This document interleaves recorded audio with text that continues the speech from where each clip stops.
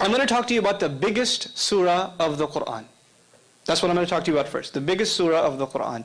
Now what is it, folks? Yeah, this is surah number 2. Surah number 2. This surah, this biggest surah, number 2, is made up of how many ayahs? 286. 286 ayahs. Somewhere in this surah, the ayah occurs, I'll recite the Arabic first and roughly translate after. وَكَذَلِكَ جَعَلْنَاكُمْ أُمَّةً وَسَطًا. Thus we made you a middle nation. One of the utterances in this surah that's found in here is, thus we made you a middle nation. Now what's the Arabic word for middle? Wasat. The Arabic word is wasat. You don't have to know that. But know that this statement, this declaration occurs in this surah. This surah, was it written or was it delivered in the form of speech? Speech. And also, as a historical comment, it wasn't delivered at once. It took almost 10 years to be revealed. So this one surah was coming piecemeal.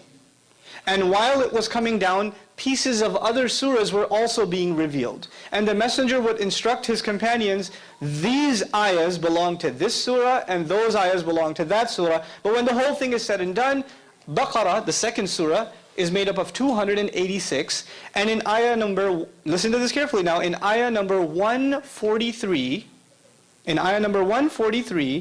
the Lord says, we made you a middle nation.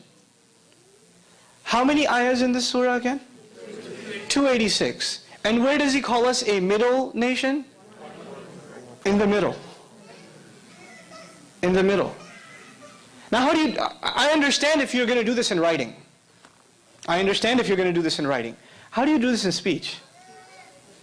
And by the way, at the time, there was no concept of ayah number. Like I told you, ayahs, there are 286 ayahs, and there's 143 ayahs. At the time, they never said, haven't you read ayah 12 of chapter 35? They didn't talk like that. They just recited the ayah. They didn't have this number scheme. When did this number scheme become part of the Quran? When the Quran was finally put into book form. But the generation we're talking about doesn't have a book before them. They don't have that before them. They're memorizing this, and it's completely and entirely an oral tradition. So that's one small example.